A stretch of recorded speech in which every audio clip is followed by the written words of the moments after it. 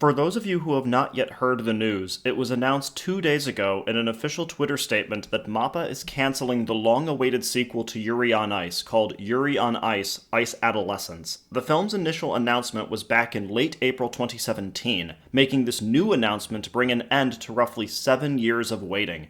The outpouring of responses from the fan community for this anime has run the full gamut from woe to essentially confirming what some had already suspected, or even to simple feelings of disappointment. I remember watching the anime when it first came out, and while my feelings on it are quite mixed to say the least, it is worth taking a little bit of time to talk about this particular movie's cancellation and just what something like this means, not just from the perspective of an anime fan, but from the larger perspective of anime production. And with that, I'm going to start with a rather, shall we say, assertive claim.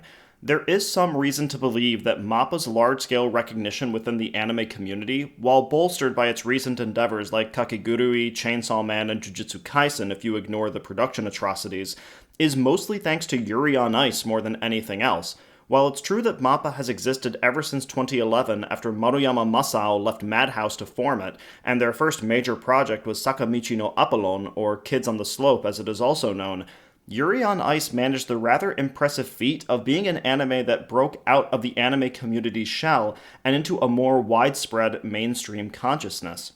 Much like Attack on Titan or Sword Art Online before it, Yuri on Ice was among the very first anime some of my real-life friends ever watched, introducing them to the medium beyond watching old-school shows on Cartoon Network or Saturday mornings during their childhoods. The OP was one that they grew addicted to, as though a wall to their aesthetic imagination had been knocked down, and waiting on the other side was something that they found engrossing and captivating. It was made even more impressive by the fact that, unlike most other properties that had managed to reach broader appeal, Yuri on Ice had decidedly less action in the sense of battles and violence, which tend to be the more prominent anime that reach mainstream recognition, instead focusing more on the beauty and finesse of its cast, with the overarching narrative and plot of male-male romance permeating throughout the text. It was, one might be able to argue, perhaps the most public acceptance of a story with this element in anime that managed to reach public consciousness. Yuri on Ice becoming as big as it did and not being relegated to a niche corner is somewhat of a miracle, and in part because of this popularity surge, it even danced its way through the first annual Crunchyroll Anime Awards. The results from that, and the Crunchyroll Anime Awards in general, are a discussion for another time.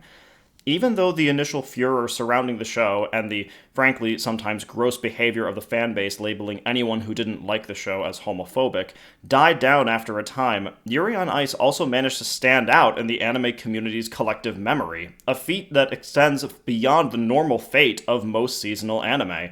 It therefore makes sense that MAPPA, perhaps wanting to see other possible opportunities to capitalize on the furor, would want to see the story continue in the form of a larger franchise, expanding on the relationship between Yuri and Victor and, perhaps, moving beyond the show's signifiers and making its central relationship even more overt, rather than having to dance around actually coming out by saying on no uncertain terms that theirs was a romance through and through. Subtextually, it was certainly there in the show, but there is a difference between hinting at it a lot and actually saying it. So, why would MAPPA ultimately make the decision to cancel it? Is it because it was not financially viable? Given the studio's recent push to acquiring more popular franchises, with particular emphasis on the recent major shonen like Jujutsu Kaisen or Chainsaw Man, one might be able to point to that as reason enough to cancel it. After all, it has been a long time since the original Yuri on Ice anime aired. Needless to say, I am not on the board of directors for MAPPA, nor am I on any production committees.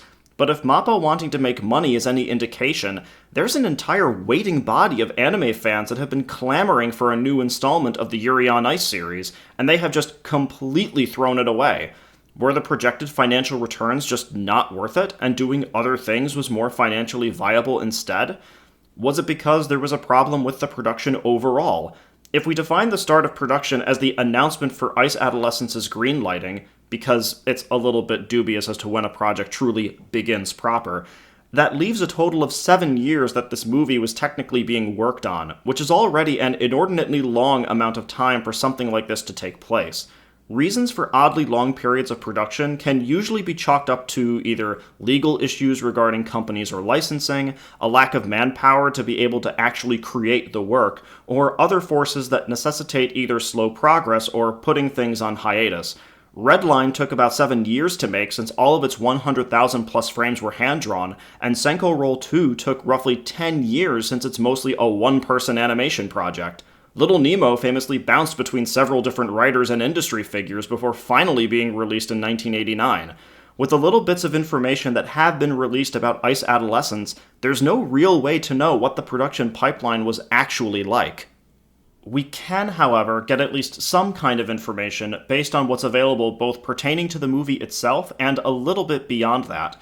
So here's what we know for sure about Ice Adolescence. It was originally slated for release in 2019 and had its main staff and title reveal back in 2018, with Yamamoto Sayo as the director, who was herself the co-creator, series composer, and director of the original series. It was announced as needing to be delayed in early September of that same year, ultimately streaming a teaser trailer in November 2020.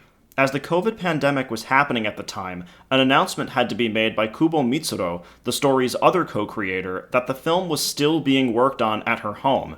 News about the film at that point slowed to a trickle until the cancellation announcement just recently. One other piece of worthwhile information comes from July 2023, in which then-president of MAPPA Otsuka Manabu had an interview with Compass Music magazine. In that, he stressed that despite the popularity and success of Yuri on Ice, it did not translate to financial returns for the studio. Otsuka goes on to talk about how this particular reality led to refocusing MAPPA's own structure for including other business investments. He also mentioned a refocus on human resources, which is very funny with 2024 glasses looking at MAPPA's recent troubles now. I don't have access to the financial records for MAPPA in 2016, so I don't have any way of assessing the validity of Otsuka's claim here. But based on everything stated, it therefore appears that Ice Adolescence was doomed both from the perspective of being a part of a franchise that did not net MAPPA very much money, while still possibly not making money in the future, and suffered from being in a production hell. If there is ambivalence about a project not making money, it would make sense that MAPPA would not focus more of its efforts on finishing it when it could do so for other ventures that they deem more profitable.